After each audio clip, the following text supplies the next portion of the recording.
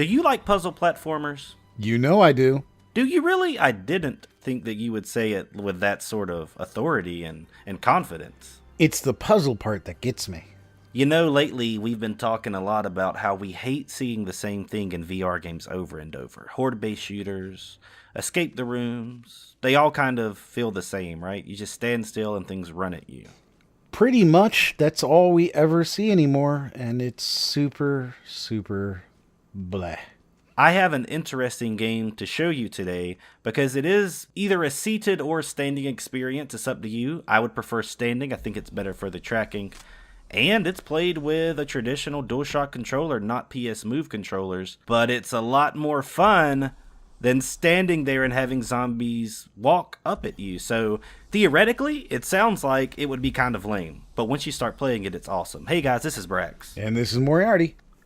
And today we're looking at Moss, which is one of the most anticipated PSVR titles of the year, somewhat because it's an exclusive to that platform, but also because it just looked really cool and really neat in the trailers. And I have to say, I think the game lived up to every bit of hype that was surrounding it because I had a blast, and I think it is one of the most unique and cool VR experiences that I've ever had the pleasure of taking part in. It's mostly you guiding a mouse named Quill around this jungle type world, but you have to control the puzzles around her in order for her to make her way through these different levels.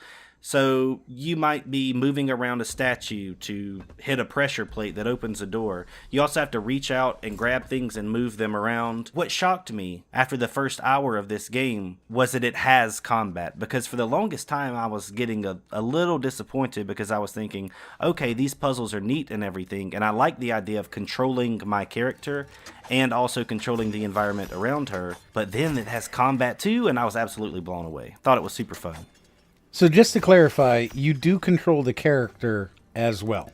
You do. You control the character. She can jump around and hang on ledges. You'll notice also that when she goes behind objects that are in the background or the foreground or whatever, she turns into like an X-ray vision type thing where you can still see where she is even though she's behind stuff. So it's an absolutely 100% 3D world that you guide her through with your sticks and the ability to jump. And also, you control certain parts of the environment. Like I said earlier, maybe a statue that's blocking her way, or you may have to chop down a limb or a tree that's preventing her from being able to jump and get somewhere. And these puzzles are all really well done because you really have to put your thinking cap on to realize, oh, I have to move this statue out of the way to get over there to do something like apply pressure to this thing and leave something on it, come back over here, move another statue, that way I can jump on this ledge and make it through the door while it's still being lifted the entire time.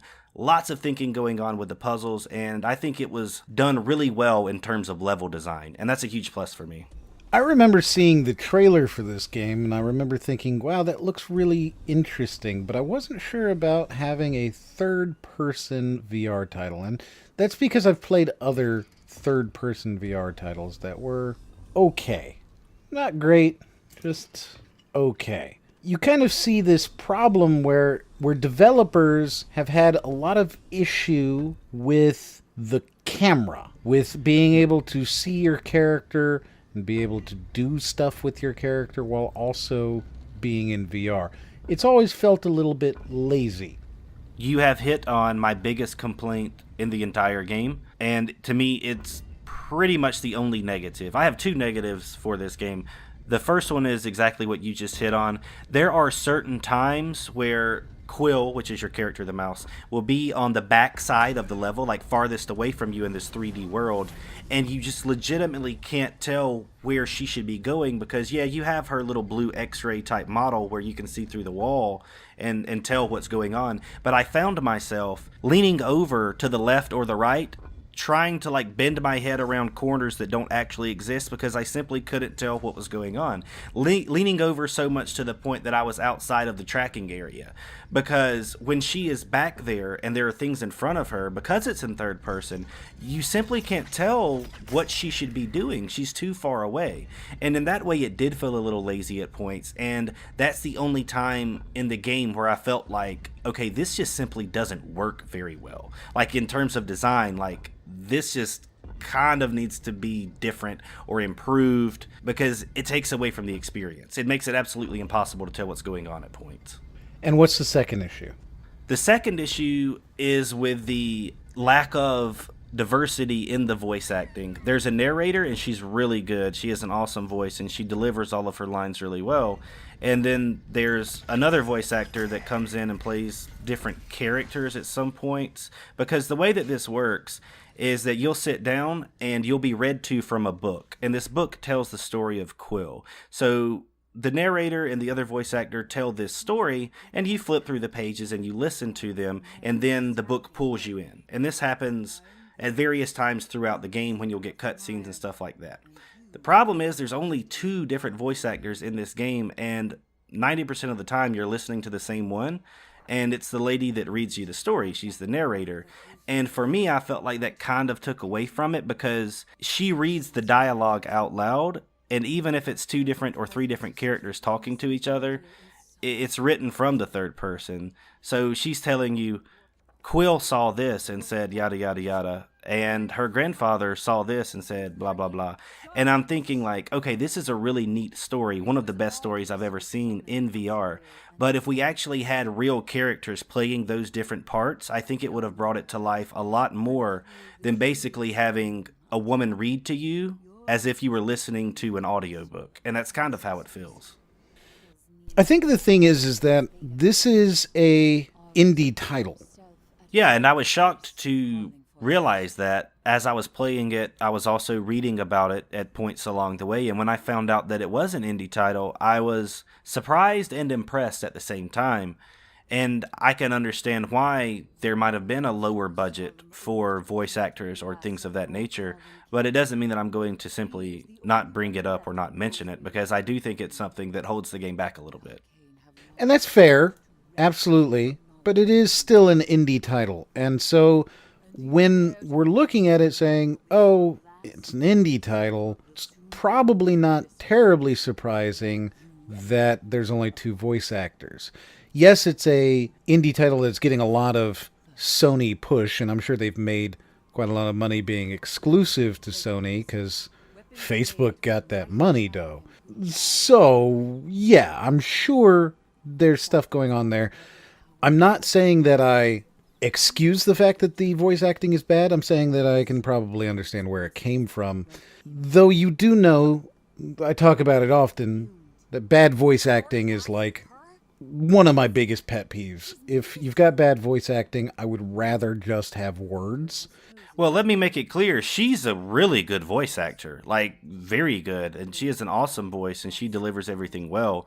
It's just the style, the presentation of it. Like I said, sounding like an audiobook, as if Betty White was going to read me The Fellowship of the Ring. That's how it feels. Like that part of it to me just took away somewhat from what I think could have been a more dynamic character cast to give some of the characters more personality. But the good news is Quill really is a character that players will identify with, and you will feel a bond that you develop with this cute little mouse as you play through the game. And that makes it better. Like, it makes the story okay, because this really is like a very epic journey that she goes on. And when she solves a puzzle sometimes, she'll stand there and look at you, the player, on the screen and like wave her hand and like try to give you an air high five and stuff. And you're like, oh, that's adorable. That is the cutest thing ever. So the story is wonderful. The character of Quill is very identifiable. It's just that presentation when you are sitting in front of that book and being read to me, I just really felt like it could have been done better with more than just the one narrator, because she's having to do everything by herself and doing a very good job of it, mind you. But at the same time, that's one little complaint I had. I had to find something wrong with the game, and that's something that stuck out to me as something that could have been improved. That's completely fair. And I think I can agree with you on this. One of the things that you said that I think is absolutely true and will be true for most people is that the character and the art style of this game are adorable and incredibly endearing. One of the things that I did see in the trailer is that there is kind of a Studio Ghibli style with some of these characters. That's a very endearing style. It's a very cool style. It's one of the more unique art styles that I've seen. The art, the environment, the atmosphere of this game, absolutely A plus. Yeah, I totally agree with that. And when you are watching the cutscenes, you totally get that vibe all the time.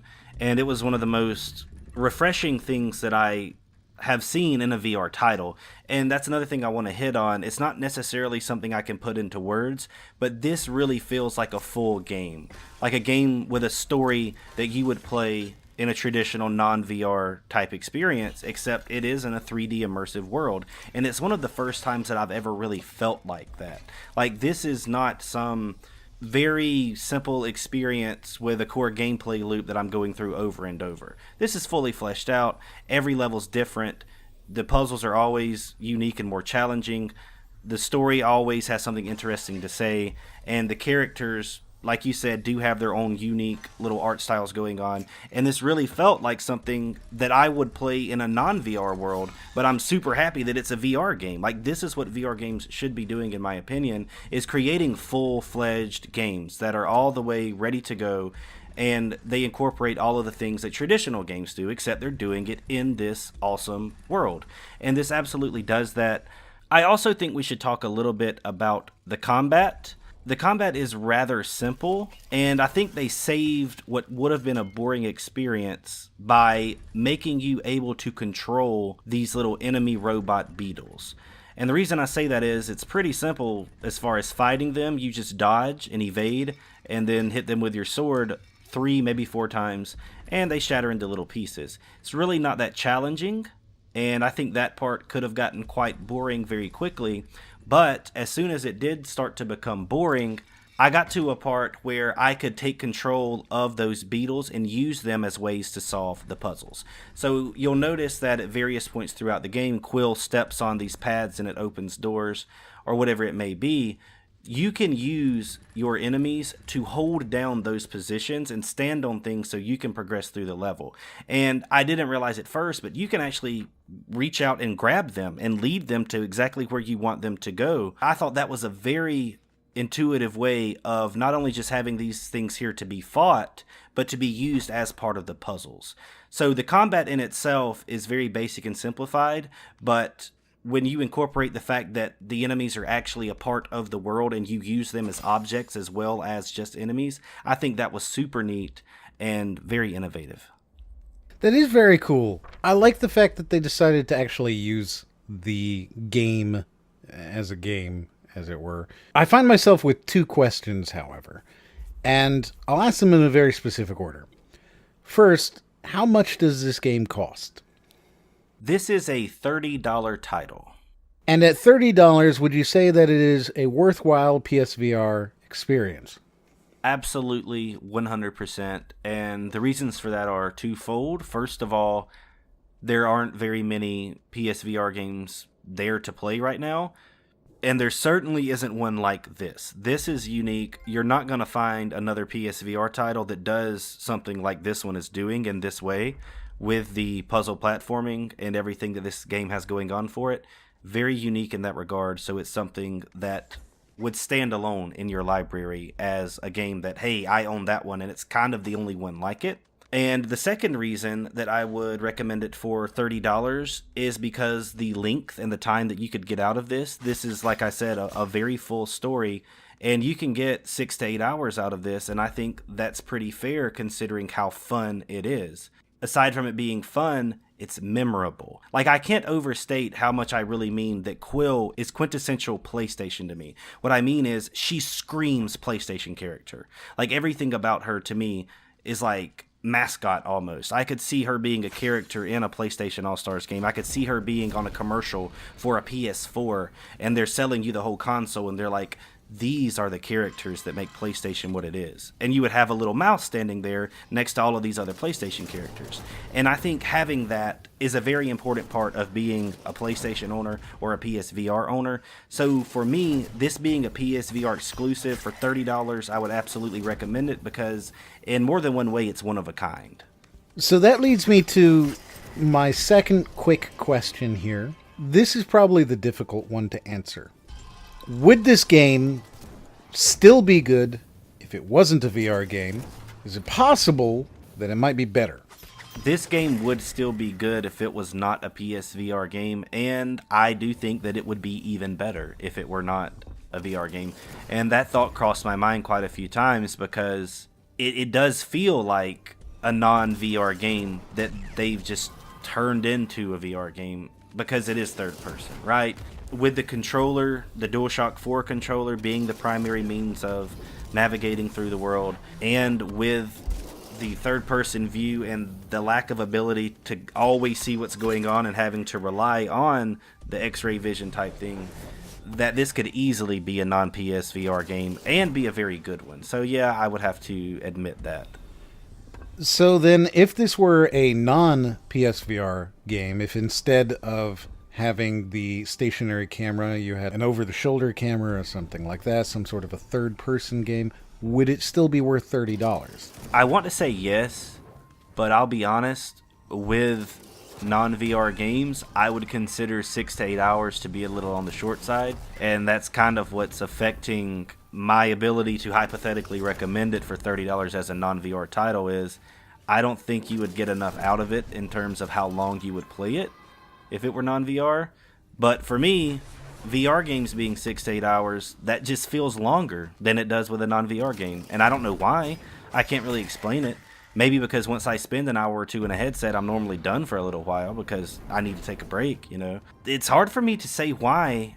I would say it's more of a $20 game if it were non-VR, but I do feel that way. It's really complicated to explain why I feel that way, but I do. Yeah, I mean, you bring up a valid point. For a PSVR title, I'm saying, hey, it's worth $30. But if this were not VR, I would probably say it's worth $20 instead. I don't know why, but that's kind of what I would say.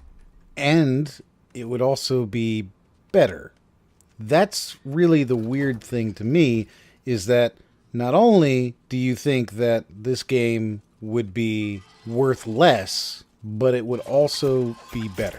Well, I've been conditioned to think of VR games in that way, to be completely honest. Like, I've been through so many bad VR experiences at this point that disappointed me that this game kind of spoiled me. And that's why I'm giving it so much love, because even if it would be better as a non-VR game, I don't want that. I'm glad this is a VR game. We need this sort of VR game. And that's why I'm giving it all of this love and saying, yeah, it's worth $30 as a VR title, because it's doing something that 75 to 80% of VR titles just simply aren't doing, and that's providing a very full experience from top to bottom. So even though it would be better in non-VR, I don't think it would be as special if it were in non-VR. That's fair enough. Well, Brax likes it, even though he thinks he could like it better if it were not VR and somehow also cheaper. It's a very strange thing, but let me know what you think down below. If you've played the game, if you have the same feelings. This is, according to Brax, one of the new mascots of PlayStation. So there you go, guys. That is Moss. If you like this video, please go ahead and give us a like and share it. And if you don't, then don't do either of those. But if you did, you can watch another video up there in the corner. And as always, We'll see you guys on the next one.